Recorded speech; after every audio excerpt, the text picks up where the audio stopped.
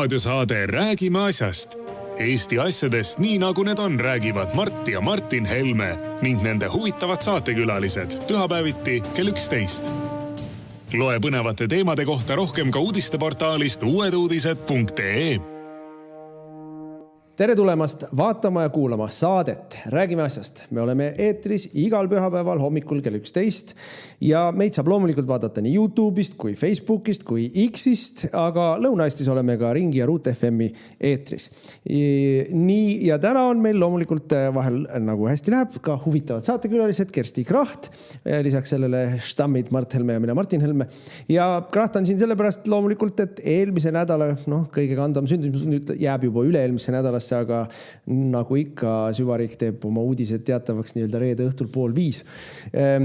Siis see ringkonnakohtu otsus, mis mõistis Kersti õigeks kõikides süüdistustes seoses selle sama nii-öelda Porto Franco kaasusega.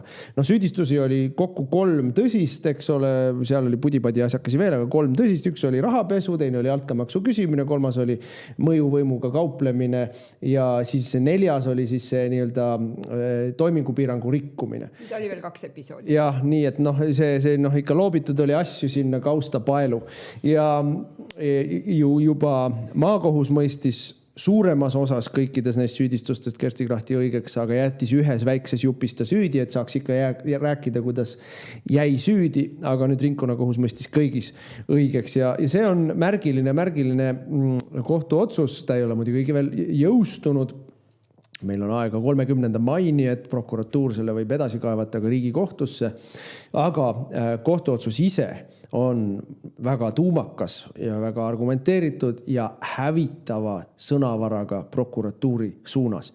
Ja see iseenesest, see materjali hulk, mille nad on läbi vaadanud, läbi kaalunud, mille nad on hinnangu andnud, muudab küllaltki keeruliseks, ma ütleksin, nüüd Riigikohtusse edasi kaebamise, seda enam, et Riigikohtusse tegelikult ju saab edasi kaevata mitte niivõrd selle sisu osas, vaid kui on mingisuguseid normitehnilisi või siis mingid põhiõigusi kuidagi rikutud. Et nad ei saa nõuda Riigikohtult, et Riigikohus teeks ümber selle ringkonnakohtu otsuse sisu. Nii et see on, ja miks ta märgiline on, tänaseks päevaks 5 aastat, üle 5 aasta kestnud kohtuasi, üle 300 000 euro oli kohtukulud ainuüksi sinul. Teistest süüdistatavate kohtukulusid ma ei tea, aga sinu kohtukulusid ma tean. Ja see on ikkagi see lugu, mis kukutas nii-öelda EKREIKE valitsuse ja kui teised siin kasutavad EKREIKE sõna kuidagi, ma ei tea, ilkuvalt või halvustavast toonis, siis mina võtan selle uhkusega omaks. Oligi EKREIKE, Isamaa ja Keskerakond ja kukutati ju Eesti kõigi aegade parim valitsus, et seda aega enam tagasi ei saa, seda enam neid sündmusi tagasi ei pööra, tehtud kahju enam kuidagi ei tühista, olgu selleks siis võetud riigivõlg, mis on nii metsik, et nutma ajab või abielu rüvetamine või automaksusid, seda saab tagasi pöörata, aga see kahju, 13 kvartalit kestnud majanduslangus, kõik see, mida tehtud on riiki sisse lastud 100 000 slaavlast, ega see kohtuotsus olematuks ei tee. Sinu 1,5 kuud kestnud üksikvangistust kohtuotsus olematuks ei tee. Aga ma annan sulle sõna, et sa omalt poolt kommenteeriksid ka seda asja. Ja, tere siis vaatajatele ja kuulajatele ja EKRE fännidele eriti. Ja võib-olla sellepärast on see kohtuotsus ka veel väga märgiline, et see toob välja selle, kuidas siis tegelikult nii Kaitsepolitseiamet kui ka prokuratuur saavad aru riigi juhtimisest. Et kui mina tegutsesin, mis ka tuli välja kohtuotsuses ja mis on seal selgelt kirjas, et kui mina tegutsesin rangelt, oli minu tegevus ainult koalitsioonilepingu järgi, kõik see, mis oli koalitsioonileppesse kirjutatud, mina mingite nii-öelda oma välja mõeldud liinidega seal ei toimetanud, välja arvatud muidugi see, et tuli koroona, aga ka seal olid absoluutselt kõik valitsuse otsused, millega mina tegelesin ja nõudmised, mida me pidime nagu tegema. Ja kui see kirjutatakse siis nagu tuimalt sisse, oleme ausad, see asi on ikkagi valmis kirjutatud Kaitsepolitseiametis, sellepärast et oli näha kohtuistungil mitmeid kordi, kuidas riigiprokurör Pern ei teadnud mingitest faktidest, mis olid toimikus. Ehk see tähendab seda, et ilmselt ta pärast, kuna see toimik oli nii tohutu ja mahukas, et ilmselt ta luges ikkagi seda nii-öelda diagonaalis kõiki neid asju. Et kuidas ei tea kaitsepolitsei ametnikud, siis need, kes uurivad, kes tegelevad korruptsiooniga, mida tähendab koalitsioonileping, mida tähendab see 100 päeva plaan, mida me pidime nagu järgima. Ja ütleme ausalt, kui me ministeeriumisse läksime, siis me küsisime, et mille järgi või kuidas see töö käib. Me tõesti tundsime ka huvi selle vastu, et eelmisest valitsusest on ju jäänud veel mingeid asju ripakile või pooleli, et mis siis nüüd hakkab. Ja ametnikud ütlesid, ei, meil on kõikide asjade alus on koalitsioonileping. Kohe läheme esimesest päevast koalitsioonilepinguga. Ja ma muidugi ei väsi kordamast, seda on nüüd räägitud nii pressikonverentsil kui ka eilses Objektiivi saates, et kuidas on see niisugune valikuline siis, et meil on 3 koalitsioonipartnerit, meil on Isamaa, meil on Keskerakond ja meil on EKRE. Ja näiteks Isamaa lihtsalt ignoreeris praktiliselt kõiki kokkuleppeid, just mina sattusin suurema osa nende asjadega tegelema, mis puudutas seal kriminaalmenetlust ja väita, ütleme, kuidas riigiprokurör Pern, sest mul võeti kotist ära, mul oli kaasas, ma ei olnud jõudnud veel seda paberit mitte kuhugi anda, olin ma saanud ettepaneku, et kuidas tegeleda selle toimingupiirangu rikkumise seadusega, ehk just seesama, mis praegu läheb nagu või tuli juba esmaspäeval uuesti jõudis parlamenti, siis see 442 SE, mis räägib toimingupiirangust. Mul olidki need ettepanekud, praktiliselt need samad, mis täna parlamenti on jõudnud ja mille peale Taavi Pern ütles, et mina tahtsin hakata seda seaduseelnõud läbi lükkama, et siis ma saan panna hästi palju kuritegusid toime ja mind ei saa karistada. No ma mõtlen, siin on nagu nii mitu kihti, mida tegelikult oleks vaja palju põhjalikumalt arutleda ühiskondlikult, kui ma täna näen. Ma olen isegi meeldivalt üllatunud, et see asi ei ole täielikult maha vaikitud. Et meedia ikkagi kajastab seda ja meedia, peavoolumeedia huvi on sellel asjal olemas, aga see on skandaalseid aspekte selles loos on palju. Esimene, kõige olulisem võib-olla minu meelest on nüüd see, et karistamatult kuulatakse kõiki kogu aeg pealt, võetakse sinu kirjavahetust ära ja kasutatakse seda siis sõna otseses mõttes prokuratuuri poolt või kapo poolt kalastamiseks, et ehk hakkab midagi külge. Aga mida ma nägin või mida me nägime toimikus, sisuliselt hakati mind kui ministrit ja sind kui ministri nõuniku pealt kuulama veel ennem, kui tegelik kriminaalasi algas. Ehk juba 2019. aastast on mingisuguseid telefonikõnesid ja mingisuguseid kirjavahetusi toimikusse lisatud, kui väidetavalt veel ei olnud mingit Porto Francot olemas, mingit kaasust ei olnud olemaski. Ehk siis sisuliselt prokuratuur on jäänud vahele sellega, et ta või kapo vahele jäänud sellega, et ta kuulab lihtsalt igaks juhuks kõiki kogu aeg pealt. Ja kus on siis järelevalve? Kus on siis parlamentaarne järelevalve? Või nagu prokuratuur ise ütleb, et aga kohus kontrollib seda, et nad ei ületaks oma volitusi ja ei kuritarvitaks seda võimu. Ma segan vahele. Parlamentaarne järelevalve me ju nägime, kuidas meil julgeolekuasutuste järelevalve komisjonis seda sama teemat käsitleti ja pärast seda teatas minister Taro, et see kõik, mis seal arutati, see on salastatud, sellest avalikkusele rääkida ei tohi. See ei ole mingi järelevalve. Teine, mis on selle järelevalvega seoses, Gert Kingo oli kapo komisjoni esimees pärast seda, kui ta valitsusest ära tuli ja hakkas täpselt sama asja torkima ja mis siis tehti Gert Kingoga nende samade organisatsioonide poolt, kelle üle ta järelevalvet korraldas. Et see mingit sellist parlamentaarset poliitilist järelevalvet nende üle tänasel päeval ei tehta ja ei ole. Ja ega ei tee ka ministeerium või minister selles mõttes, et me nägime, kui Kalle Laanet üritas prokuratuurilt nõuda aru, et kuhu on jäänud või miks seisab siis Lehtme Slava Ukraina asi, siis pandi talle kriminaalasjaga vastu pead. Et seda järelevalvet ei ole ja see küsimus, mille ma ka küsisin pressikonverentsil, et aga kes kontrollib kontrollijaid, kes valvab valvurite üle? Neid ei ole Eestis täna, nemad teevad, mis nad tahavad. 1700 lehekülge, kirju, pealtkuulamisi, asju. Palun väga. Ja siis teine asi, ja siis sellega vahetataksegi Eestis valitsusi välja. Vahetataksegi Eestis valitsusi välja. Jüri Ratas muidugi hõiskas pärast seda, et ei. Kersti Krachti kaasus ei olnud see põhjus, miks tema tagasi astus. Tema astus tagasi sellepärast, et Keskerakond sai süüdistuse korruptsioonis ja see nii-öelda korbi osa ja see servituudi vaidlus, mis neil oli seal, nad jäid ju kohtus süüdi ja pidid kõva trahvi maksma. Aga see jutt, mida siis Ratas räägib, lihtsalt ju ei kannata mitte mingisugust kriitikat, sest et kui Ratasele oleks olnud probleem Keskerakonna kriminaalasi, mitte Kersti Krachti kriminaalasi, siis oleks Ratas kas lahkunud erakonna esimehe kohalt või ei oleks olnud neil võimalik teha kohe järgmine päev uut koalitsiooni Reformierakonnaga, mille nad ju tegid.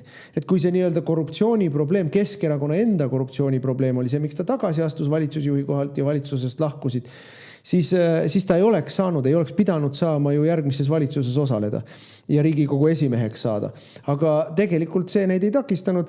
See oli just nimelt selle jaoks tehtud kriminaalasi, et võtta maha EKRE osalusel valitsus. See on poliitika tegemine ja see ongi süvariik. See ongi süvariik.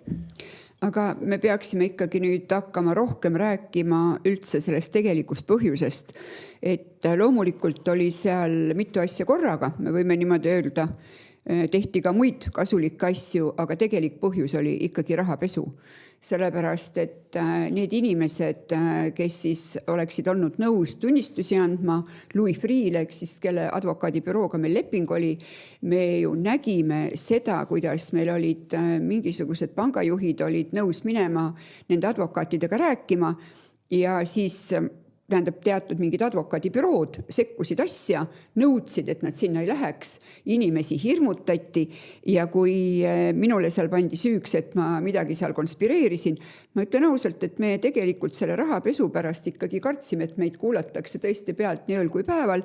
Minul olid kodus igal pool lutikad, droonid lendasid ümber maja, nii et selles mõttes meie kartused olid kõik põhjendatud ja ega me tegelikult ei tea täna, kuhu kõik see rahapesu uurimine välja oleks võinud viia, sellepärast, et nüüd on ilmunud ju mitmeid raamatuid, ilmus ju alles siin eelmisel aastal ilmus Sündikaat, kus on räägitud väga palju sellest rahapesust, nüüd on Rootsi ajakirjanike poolt on ilmunud Meie püünis, mille Äripäeva kirjastus ära tõlkis aasta alguses ja kõik see on õõvastav, mis sealt nagu välja tuleb, kuidas näiteks ka pankade puhul, kuidas lihtsalt Eesti majandust põhja lasti, väike ettevõtlust ja eraisikuid, mis puudutab kodulaene, et kui ikkagi see väike Eesti ja me jääme ette nii-öelda suurele buldooserile, mis sõidab, kus on mitmed sajad miljardid, siis loomulikult kõik pühitakse teelt.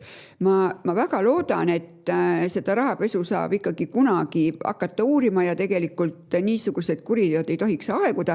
Me oleme nüüd siin mitmetes nii-öelda pressikonverentsil ja ka mina eile Objektiivis rääkinud, et meil on ikkagi täna terve rida seaduseid, mida tuleb hakata ringi tegema, midagi teha ei ole, sellepärast et see, kuidas inimesi pannakse seoses selle kriminaalmenetlusega ja õigusmõistmisega, pannakse fakti, et on talumiskohustus. Ma peaksin ütlema, et Eesti põhiseadus ei näe küll ette, et kriminaalasjades on mingisugune talumiskohustus ka nendel inimestel, kes on õigeks mõistetud, et see on täiesti selline jõustruktuuride omavoli. Ja kui keegi arvab, et meil on Justiitsministeerium, mis siin, seal on ka kohtute osakond ja tegelikult ta peaks nagu tegelema ka prokuratuuriga, siis ma võin teile lihtsalt tuua ühe näite, kui me rääkisime Justiitsministeeriumis läbi, et me peame tegelema, mis oli koalitsioonilepingus kriminaalmenetluse tähtaegadega, siis sinna tuli kohale, siis kui ma rääkisin salase kantsleriga, kes ka täna kohtunik on, sinna tuli kohale Parmas, kes oli riigiprokurör, lihtsalt ütles, et ei, me ei tegele sellega, meil on kõik korras, meil on menetluse tähtaegadega kõik korras, ehk siis tegelikult riigiprokurör täiesti sekkus asja, mis ei olnud üldse tema asi, sest see oli koalitsioonileppes. Aga ma toon sulle, räägime ajakirjandusest ka veel. Sa panid lauale pressikonverentsil 3 paksu kausta. Lehelugusid, ajakirjanduses ilmunud lugusid, mis selle Porto Franco algusest saadik on avaldatud, kõik negatiivsed lood, kõik sind laimavad, mind laimavad, EKRE-t laimavad, ette süüdi mõistvad. Meil ei ole sellist asja nagu süütuse presumptsioon. Ja küll sa võid ju panna sinna lausesse juurde, et süüdistuse kohaselt või väidetavalt või mida iganes, aga lood on kõik nõretavalt vaenulikud ja juba tegelikult süüdi mõistvad. Ja nii-öelda mööda minnes kirjeldavad, millised pätid me kogu aeg oleme. 3 suurt jämedat kausta, 5 aastat järjest on meid pekstud sellega, millised korruptandid ja ma ei tea, mis inimesed me oleme. Kas nüüd tuleb 3 kaustatäit selliseid lugusid, mis ütlevad, et ei olnudki nii ja tegelikult nad on sellised kurvakuju rüütlid, kes võitlevad siin üksinda põhimõtteliselt paljaste kätega rahvusvahelise rahapesu vastu, siseriikliku korruptsiooni vastu, õiguskaitseorganite ja julgeolekuasutuste omavoli ja kuritarvitamiste vastu. Meile kõigile tuleks anda klaasitäis piima selle töö eest, eks ju.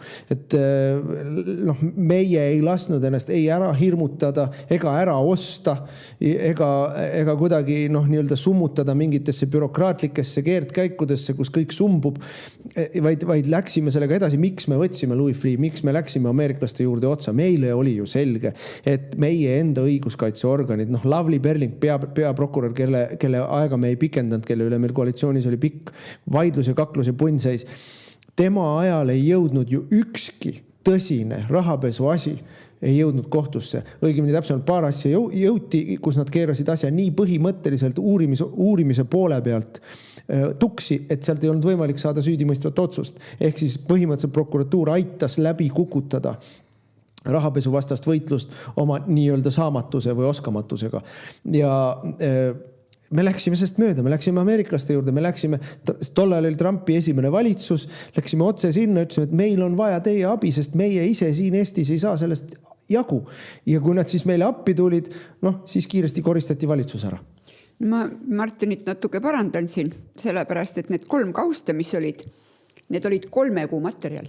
Kohe alguses, vabandust. See oli jaanuar, veebruar, märts 2021, kui me paneksime sinna juurde selle, mis toimus 2020. aastal, kui me tegelesime rahapesuga, kui me need lepingud nagu alla kirjutasime, siis see oli niisugune turm tuli ju, mis sealt tuli, et sealt võiks kindlasti ühe niisuguse paksu kausta, ma arvan, et mingisugune 100 laimavat artiklit sealt ikka vähemalt kokku korjab. Ja kuidas Jürgen Ligi erikomisjoni esimehena ja Katri Raik erikomisjoni esimehena nõudsid iga päev, et ma tuleksin parlamenti ja annaksin aru ja selgitaksin, miks ma kulutan kuni 3 miljonit eurot Eesti maksumaksja raha, et juurida välja asja, mida pole. Ehk rahapesu. Et see oli seda hüsteeriat tänapäevale on raske isegi meenutada või raske isegi sellesse suhestuda. Ma ütleks selle ajakirjanduse kohta nii palju veel, et juba enne esimest maailmasõda olid välisministeeriumitel, aga nüüd on see asi muidugi veel rohkem spetsifitseeritud.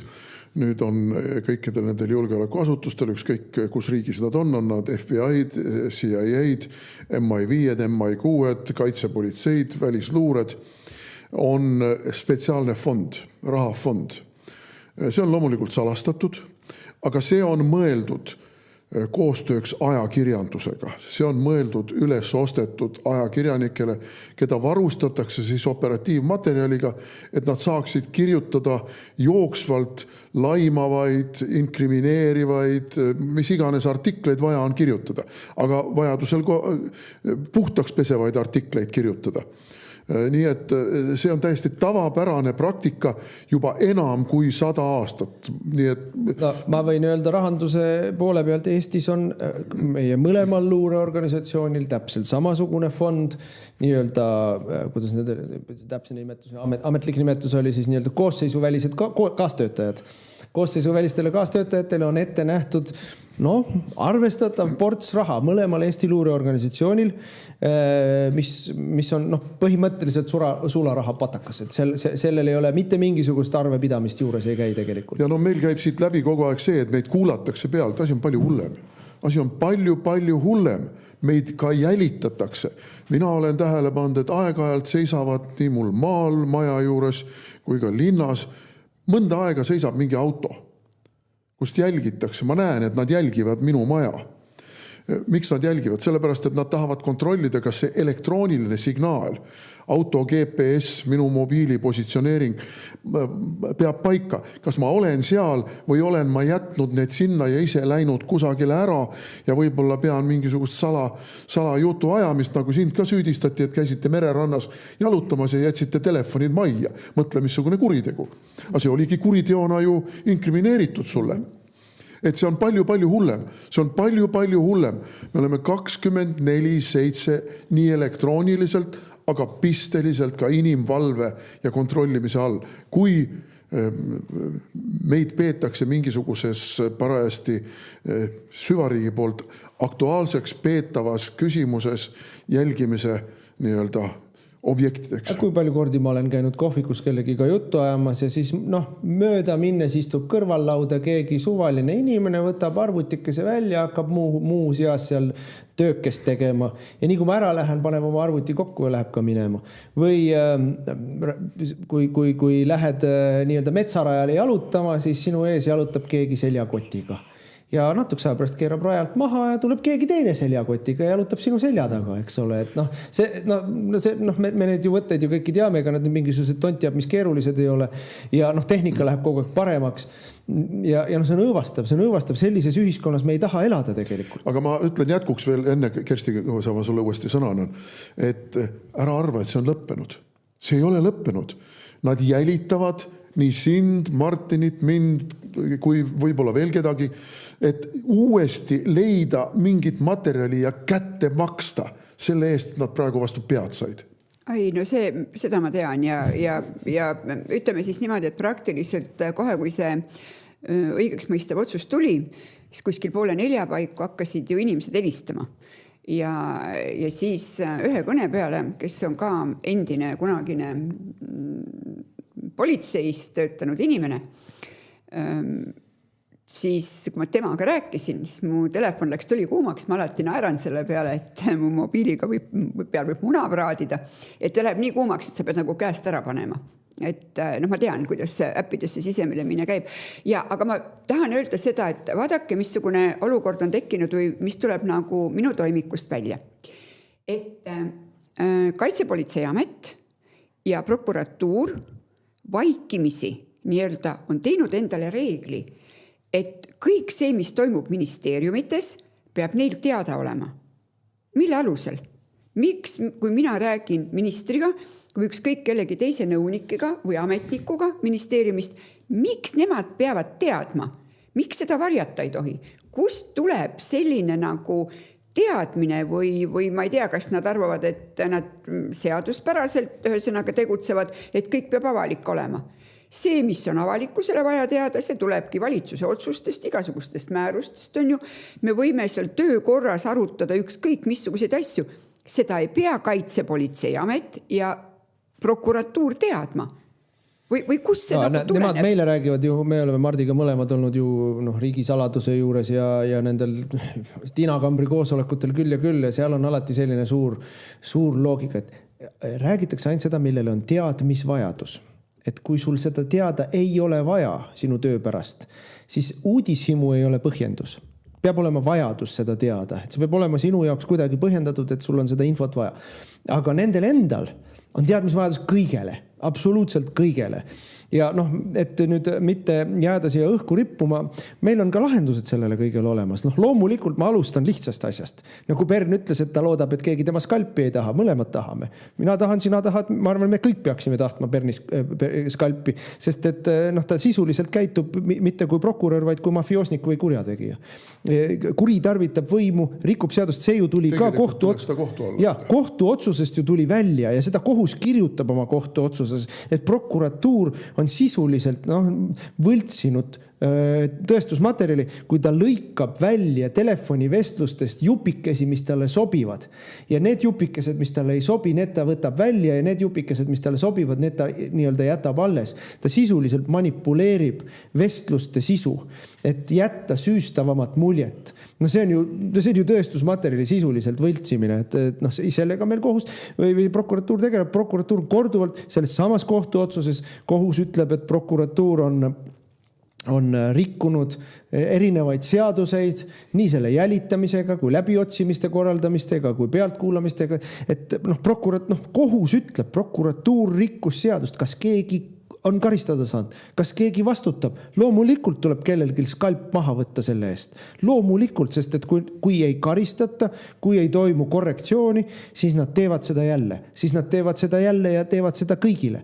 Sest et nad teevad väga loogilise ja mõistliku järelduse. Võib.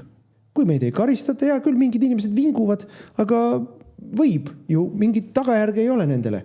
Nii et selles mõttes inimesed tuleb ka välja vahetada kohtadelt, kes seda on teinud, aga süsteemi ennast tuleb muuta, sest et see süsteem ise soodustab korruptsiooni praegu õiguskaitseorganites ja julgeolekuasutustes. Et see, mida Nääs meile pressikonverentsil ütles, kapolt tuleb ära võtta siis selle korruptsiooni uurimise funktsioon. Ta tegeleb julgeolekuga, mitte korruptsiooni uurimisega. Korruptsiooni uurimisega tegeleb politsei. Aga ma ikkagi võtaksin nüüd siin nagu kokku, et mida selle otsuse valguses, mis näitab, kuidas meil asjad nagu käest ära on, mida siis tegelikult peaks tegema. See on see punkt 1, et tegelikult tuleb lüüa lahku korruptsiooni uurimine, ehk siis Kapo ei saa olla uurimisasutus, see funktsioon, mis tal anti 1. juuli 2004, see tuleb talt ära võtta, tegelebki julgeolekuga, siseluurega, kõik see, mis on vaja. Teine asi on see, süütuse presumptsiooniga tuleb asjad korda saada, see ei ole niimoodi ja kusjuures, mis ma tuletan meelde nagu, et siis, kui see laimamine oli see kõige suurem laimamine 3 kuud, siis oli mulle esitatud ainult kahtlustus, isegi mitte süüdistus, see oli kahtlustus lihtsalt. Sealt isegi tegelikult ei teadnud, kas sealt kriminaalasi tuleb, ütleme, kui see oleks normaalne prokurör olnud, võib-olla ta oleks vaadanud asja üle, öeldakse, et kuulge, siin ei ole asja. See on kõigepealt. Nüüd, ühesõnaga see, et meil on nii, et sa saad ainult 3 aastat nagu tsiviilkorras siis kaevata sinu peale, kui keegi on sinu õiguseid rikkunud. See tuleb ära muuta, kriminaalasjade puhul peab olema niimoodi, et jõustunud kohtulahendist on see 3 aastat, see on täiesti selge. Kas ma seletan lahti, inimesed ei pruugi aru saada, millest me räägime. 5 aastat tagasi, kui see asi juba täna või varsti 5,5 aastat tagasi, kui see asi avalikkuseks suure pauguga tuli, oli meedia ujutatud üle laimavate lugudega. Nii, sul on 3 aastat alates sellest päevast, kui see artikkel ilmus, aega nõuda, siis ütleme laimu ümberlükkamist. Aga kohtuotsus tuli 5 aastat hiljem. Kohtuotsus on see, mis sind õigeks mõistis. Selle kohtuotsuse alusel sa saad öelda, et artikkel oli laimav. 3 aastat on selleks saaks ammu läinud ja sa ei saagi neile mingit nõuet esitada ümberlükkamise osas või ka näiteks hüvitise maksmise osas. Ehk siis see ongi võimatu. Sa oled sisuliselt kogu aeg ajad iseenda saba taga, et kohtuotsus on ammu sellest tähtajast hiljem tuleb, kui sul oleks võimalik nõuda ajakirjanduselt laimu ümberlükkamist. Ja senikaua, kuni kohtuotsust ei tule, ükski kohus ei võta menetleda sinu hagi laimu ümberlükkamiseks, sest ütleb, me ei tea, kas sa jääd süüdi või ei jää. Ja ehk siis tegelikult, kui see kohtuotsus on jõustunud, on õigeks mõistetud või on siis ka keegi süüdi mõistetud, aga ütleme nimelt, et on mingites teatud asjades süüdi mõistetud, teatud asjades on õigeks mõistetud, ka ükskõik kõik see peaks hakkama alles siis, peaks hakkama 3 aastat kehtima, kui see kohtuotsus on jõustunud alates sellest 3 aastat. Ja see on puhas, ütleme siis niimoodi, et Justiitsministeeriumi tegemata tööd. See on meelega. Tähendab, küsimus ongi selles, et meil on ju menetlus on karistus, lisaks on laimamine karistus ühesõnaga, seal on nii, et meedia ja siis jõustruktuurid nagu tegutsevad koos, need on seal kõik üks rusikas, kui asi puudutab kriminaalmenetlust. Ja muidugi see, et inimestele tuleb kompenseerida need läbielatu, siis kellel on tervisekaotus, kellel on karjäärikaotus, ükskõik mis kaotus, materiaalsed kaotused. Sinul oli lapselaps sündimata, kui sind üksikvangistusse viidi. Ja.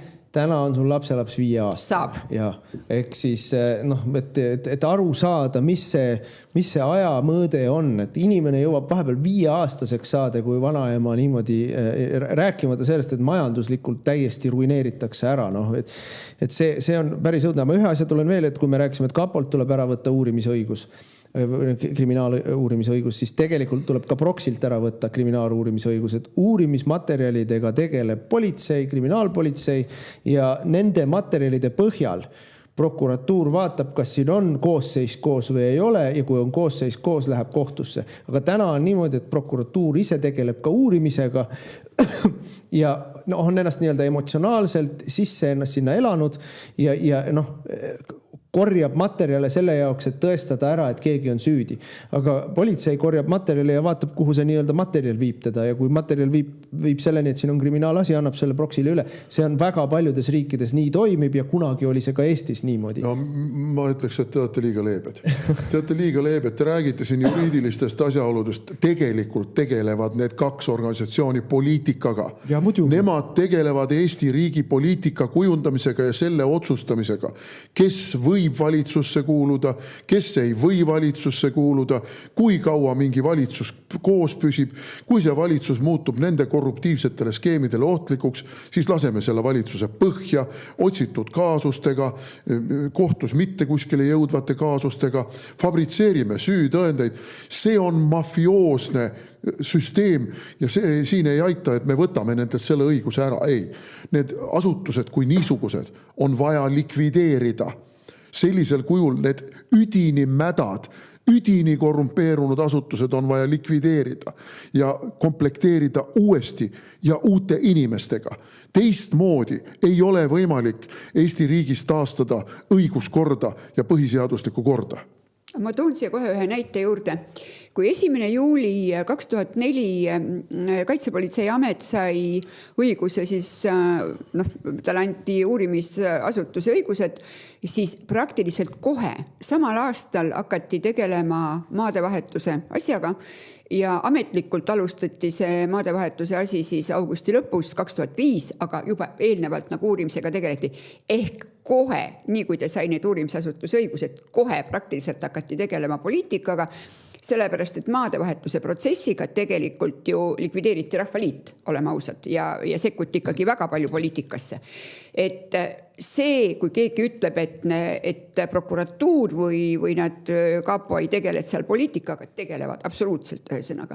Ja ma tahan öelda seda, et tegelikult selline kaos, mis meil tekitati ühesõnaga kogu selles õigussüsteemis, et kõik, mis oli nagu Nõukogude Liidu ajal, et kõik Viimseni oli paha, kõik struktuurid Viimseni likvideerime ära, kõik ehitame otsast ülesse, kõigepealt oleks pidanud analüüsima, sest et tol Nõukogude Liidu ajal oli ka nii, kuna ma olen ise kohtus töötanud, ma väga hästi tean, oli ka prokuratuuril oma järelevalve veel. Et ka sinna sai kaevata, praegu ei ole üldse, seal oli veel nagu ülemalt ühesõnaga ja need inimesed, kes täna seal töötasid, need on veel täna täiesti olemas, täiesti nii-öelda adekvaatselt terve mõistuse juures, kes võivad kõik nagu öelda, kuidas asi tegelikult käima peaks, et me lihtsalt teeme.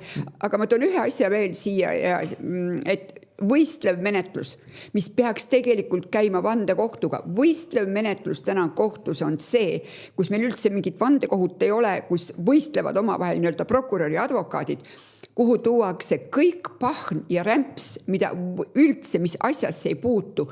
No ütleme niimoodi, et ma ütlen ausalt, minu toimikutes, kui me räägime asjast, on võib-olla umbes 20% sellest mahust, mis räägib nagu asjast. Kõik ülejäänud on lihtsalt täiesti isiklik pahn ja rämps, millega üritatakse nii-öelda seda kohtunikku nii-öelda suunata, vaadake, mis ta seal ütles või vaadake, mis ta seal ütles või vaadake, mis nad omavahel rääkisid. Ehk see tuleb ära lõpetada. Meil ausalt ütleme niimoodi, et meil on väga palju Justiitsministeeriumis olnud selliseid noori lapsi, kes on teinud nii-öelda katse-eksitusmeetodil, on tehtud seaduseid ja need seadused täna riivavad tegelikult meid kõiki. Ja muuseas, see võistlev menetlus on maksumaksja raha. See on miljonites. 9 aastat Kajar Lemberit, miljonites. Seda asja oleks võinud menetleda kohtus 2 kuud. No, sinu kaasus on ka miljonites, aga ma tahan kokkuvõtvalt selle teema kokkuvõttaks ütelda, et ei ole mitte mingi, ma olen Mardiga täiesti nõus, et absoluutselt põhimõttelist reformi on vaja, kõik tuleb ümber teha. Nii personaalia kui seadused, kui institutsioonid, see on nii mäda.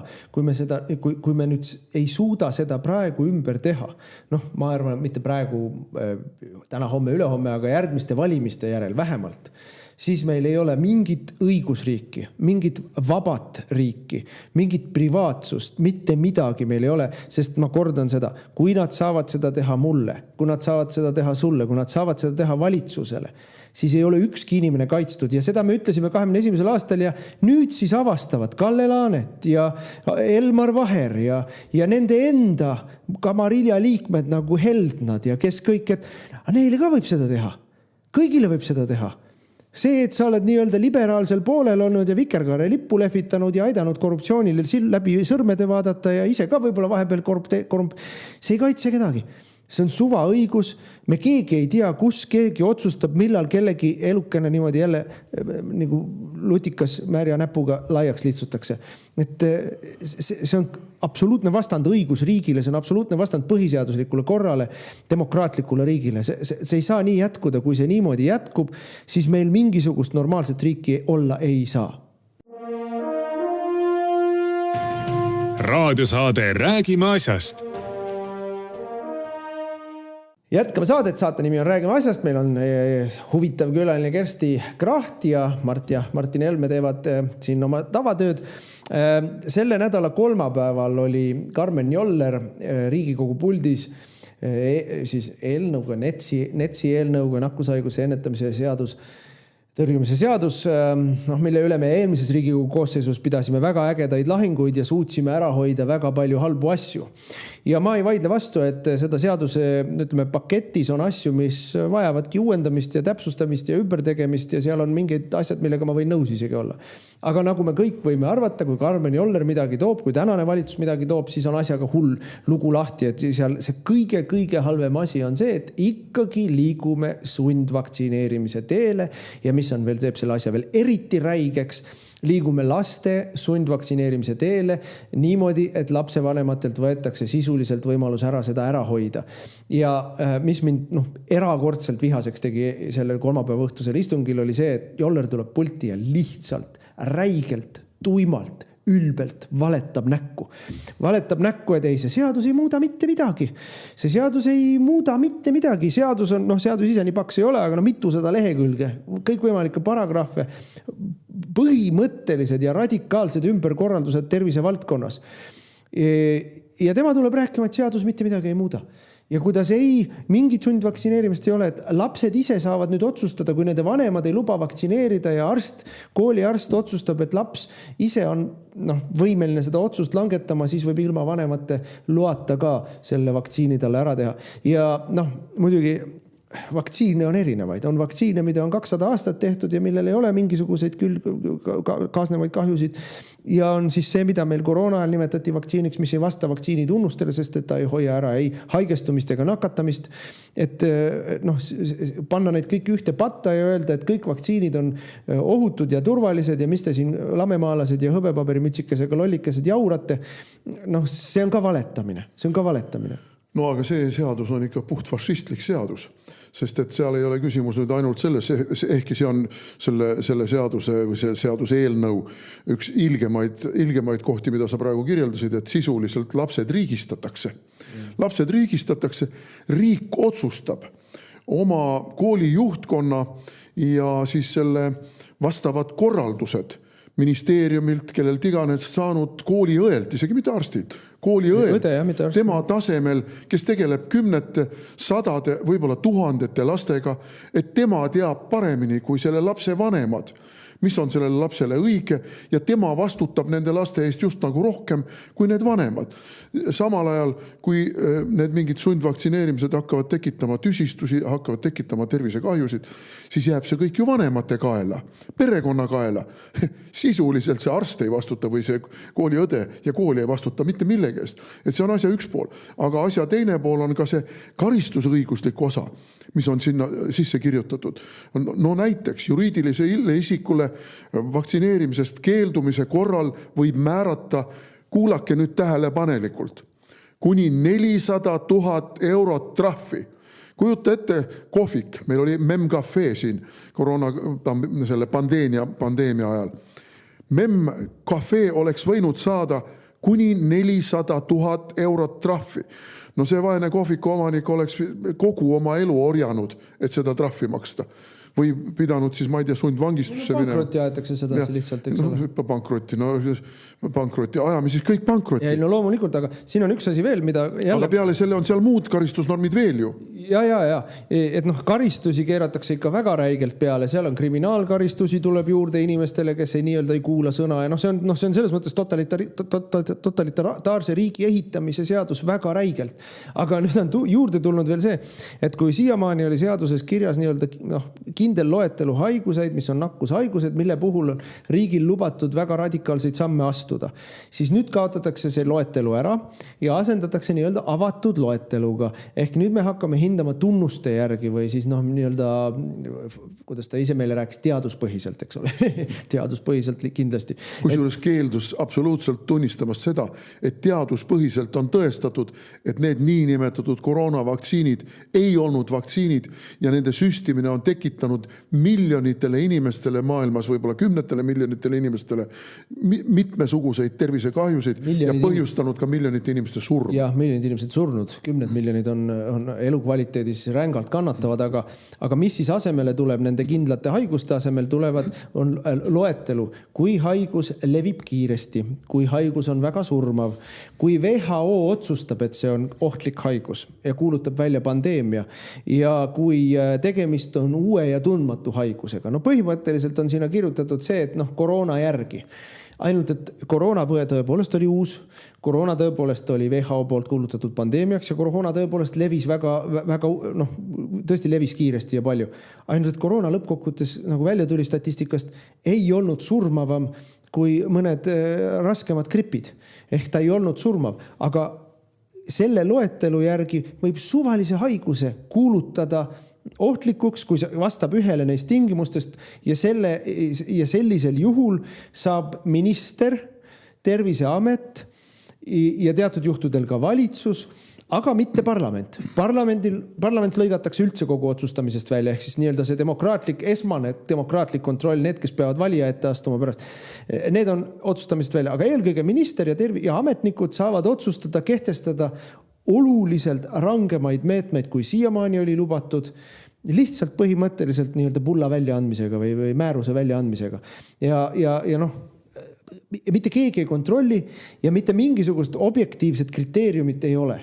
Et lihtsalt otsustatakse või WHO, eks ole, üdini korrumpeerunud WHO ütleb, et nüüd meil on pandeemia ja meie Terviseamet kuulutab välja jälle liikumiskeelud, ettevõtluskeelud, sundvaktsineerimise, vaktsiinipassid, mida tahes, kodust lahkumise keelud, haridusasutuste kinnipanemise kohustused, kõik see on seal sees. Kõigele nüüd on, kui ennem oli veel vaidlus, et kas tohib teha ja kas see on proportsionaalne. See on kõik nüüd seal sees, see seadus lubab kõike seda teha ja lävend selle kõige lubamiseks on oluliselt alla viidud. Nii et see seadus... sisuliselt lävendit ei ole. Suvaõigus. Vaatame lakke ja ütleme, et meile tundub, et see on ohtlik haigus. Ja muidugi selle peale Karmen Joller hakkab seletama, et ei, ärge nüüd arvake, et seda õigust hakatakse kuritarvitama. Mitte me ei arva, vaid me teame. Ja kõigel lisaks muidugi, kui me nüüd vaatame, inimesed võivad järele vaadata internetist selle istungi stenogrammi ja selle istungi kolmapäeva õhtul kuskil 8-9. Ja siis ta näeb, et tegelikult oli ainult üks erakond, üks fraktsioon, kes võitles selle vastu, see oli EKRE fraktsioon. Me tegime ka tagasilükkamise. Ja me tegime tagasilükkamise, meiega ühines Isamaastist üks saadik ja Aknaalustest üks saadik. Ülejäänud, nii palju kui neid üldse kohal oli, loomulikult toetasid selle menetlemise jätkamist, see oli esimene lugemine.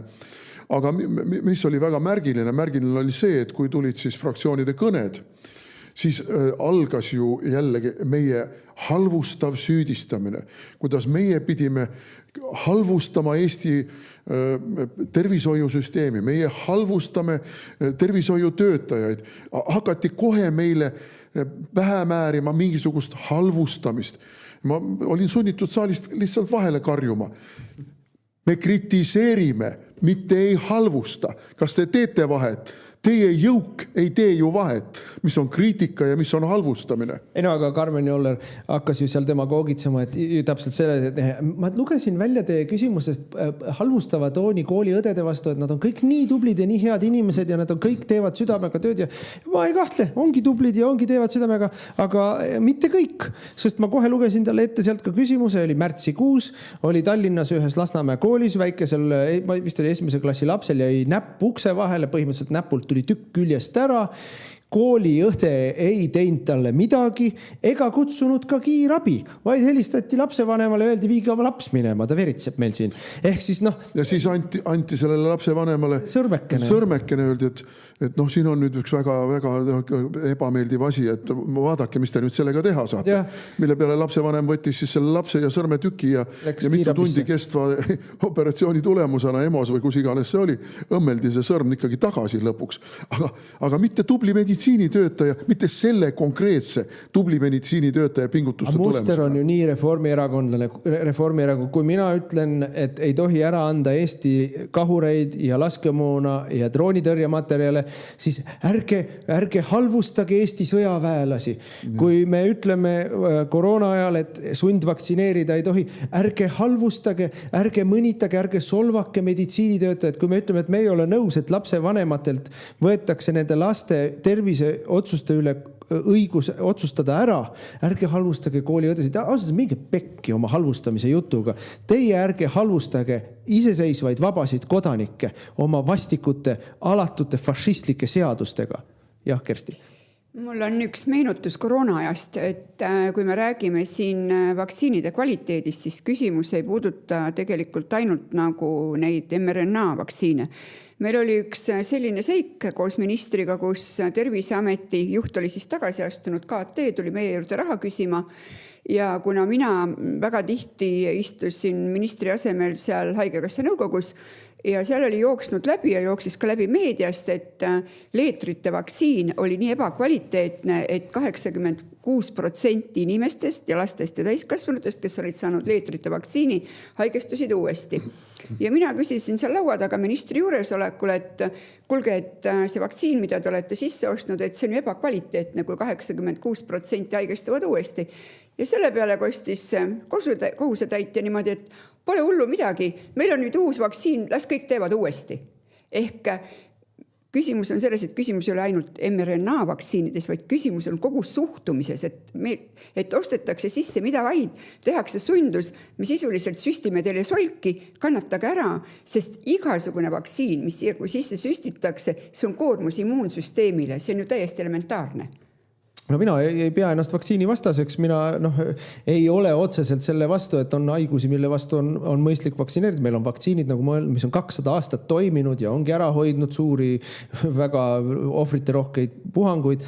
Aga ma olen selle vastu, et iga suvalise asja peale tuleb meil kiirkorras uus vaktsiin ja seda meile sundkorras sisse süstitakse. Ja siis tuleb, seletab meile minister Joller, et ei lapsevanem ei ole ju nii haritud ja ta ei tea seda ja ta ei ole kursis ja nii edasi, ikka meditsiinitöötaja teab paremini, aga loomulikult tal jääb õigus kirjalikult teavitada kooli, et ta ei luba oma last vaktsineerida, aga muidugi, kui siis seesama kooliõde vestleb lapsega ja jõuab järeldusele, et laps on ise võimeline otsuseid tegema, ma ei tea, 10 aastane. Lapsel on kaalutlusõigus. Just nimelt. Lapsel on kaalutlusõigus. Nii, suitsu me talle ei müü, relva me talle kätte ei anna, autojuhilube ka ei anna, kasiinosse ei luba, aga ennast süstida suvaliste ainetega, mille osas tal igasugune teadmine puudub, seal on tal kaalutlusõigus ja seal on tal õigus otsustada paremini, kui tema vanem teab. Sellepärast, et kooliõde ütles talle, et mis sa nüüd jurad siin, kõik tegid, mis sa nüüd jamad siin, tee ära, kas sa tahad, et vanaema sureb ära või? No ma tõmban paralleeli, see oli nii, oli nõukogude ajal, et mis on jamad, kõik astusid komsomoli, mis on nüüd, teeme ikka niimoodi, et terve klass astub. Sa ei taha ju olla see imelik, Ja ütle mulle nüüd see, ega need vaktsineerimised toimuvad siiski algklassides, ega seal vanemas eas neid enam ei toimu. Mida see algklassi laps siis ütlema peab seal? Kodust öeldakse, et ma andsin sulle kaasa kirja, anna see sellele kooliõele, et sina ei pea täna süsti saama. Laps läheb, annab selle ära, kooliõde paneb selle sahtlisse, ütleb, pane käsi ette. Mida see laps teeb seal selle peale oma kaalutlusõigusega? See on ju, see on meie üle irvitamine, see on meil tegelikult laste käest käest äravõtmine, see on laste kuritarvitamine. Aga noh, meil ongi ju pedofiilse maffia riik. Kui me vaatame, milliseid karistusi prokuratuur teeb pedofiilidele, noh, sina istusid eeluurimise ajal 2 kuud vanglas, pedofiilid ei saa meil isegi pärast süüdimõistvast otsust nii palju. Et noh, see on võigas, mismoodi meil asju aetakse. Raadiosaade Räägime asjast. Jätkame saadet. Saate nimi on Räägime asjast. Me oleme täna siin 3-kesi. Meil on huvitav külaline Kersti Kracht, kes on süütu nagu puhas nagu prillikivi. Veel. Ootame 30. maini, vaatame, mida prokuratuur välja mõtleb Riigikohtusse, kas kaebab edasi või mitte. Meie 3. teema on rahvusküsimus ja Eestit venestava valitsuse hoiak, mis nüüd tuli välja. 4 päeval oli uudis, kuidas Muinsuskaitse Selts kirjutas, tegi ettepaneku, et Tartu rahu sõlmimise aastapäev, 2. veebruar, Eesti Vabariigi sünnitunnistus, nagu me Tartu rahut nimetame, see, mis lõpetas vabadussõja, andis meile siis iseseisvuse ja andis meile juriidilise tunnustuse endise emamaa poolt ehk endise Vene riigi poolt. Et teeks sellest riikliku püha, vist lipupäeva tahtsid, oli nii, jah, et nad isegi ei tahtnud vaba päeva, vaid lipupäeva, eks ole. Ei, minu meelest ikka riiklikult. Täitsa vaba päeva, okei. Ja noh, ükskõik kumb ta on, siis kas ta on riiklikult tähistatud päev nii või teisiti ja mida vastab haridusministeerium, mida vastab haridusministeeriumi ametnik?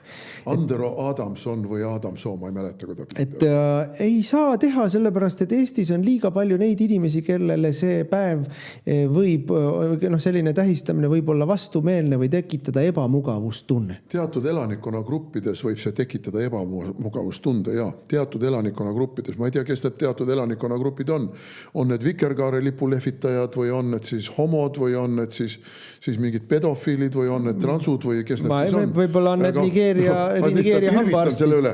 Kõigile on ju selge, et peetakse silmas venelasi, peetakse silmas slaavlasi. Et see on ju päeva selge. Aga kuhu me nüüd oleme siis jõudnud sellega? Meil on kogu taas iseseisvunud Eesti ajal häbenetud seda, et 70 000 Eesti meest, ümmarguselt 70 000, sõdisid Saksa mundris ja kaitsesid Eestit punahordide eest.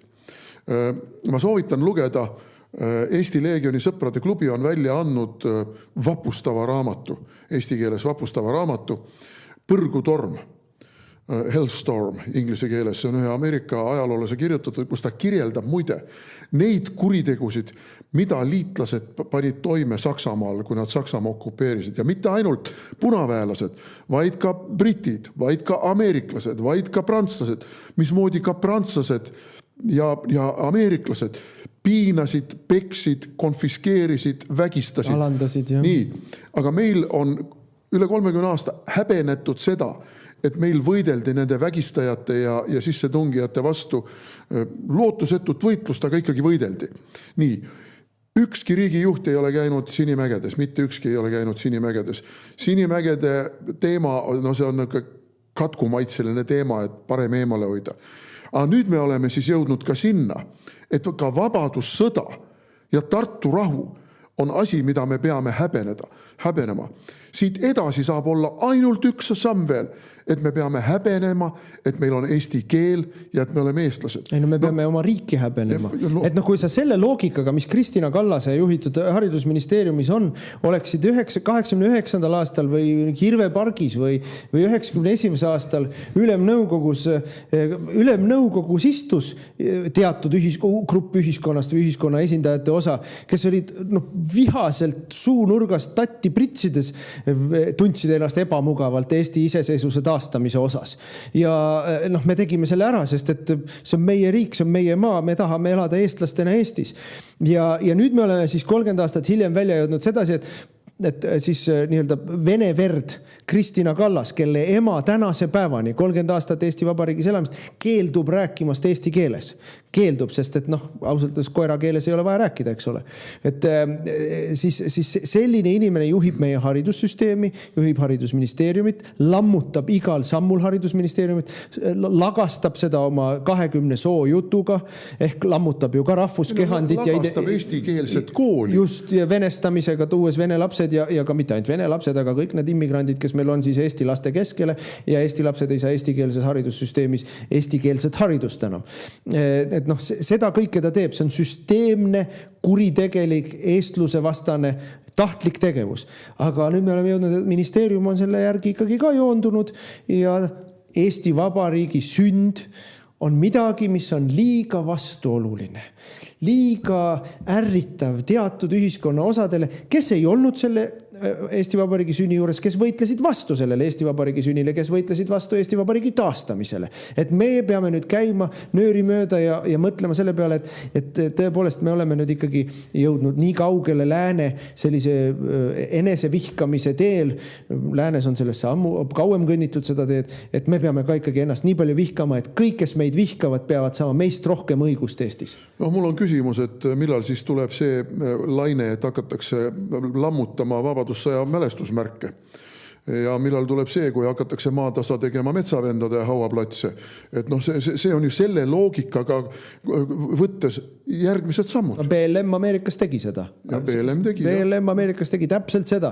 Kõigepealt häbeneme oma ajaloolist mälu ja siis noh, kui mingi nii-öelda süüde on, siis märatsevad massid läksid ja hävitasid oma ajaloolist mälu füüsilisel kujul. Oma mälestusmärke ja rebisid maha nimesid tänavasiltidelt ja nii edasi. No ausambaid võeti maha. Ausambaid ikka hävitati tuhandete kaupa Ameerikas. Nii-öelda rassistide ausambaid, konföderatsiooni kindralid ja konföderatsiooni igasugused lahingupaigad. Võeti ka Lincolni ausammas maha, võeti isegi Martin Luther Kingi ausammas võeti maha, ega siis kui pimestunud, ülesköetud barbaarne mass läheb lammutama, ega nemad ei küsi, kes kus poolel oli, Nii et see on nüüd see Eesti Vabariik, kus meist tehakse süstemaatiliselt mingeid Kremli käsilasi, aga samal ajal meie oma ministeeriumid, ministrid ja ametnikud häbenevad Eestit ja Eesti rahvusest olemist ja eesti keelt ja kõike muud sellega seos.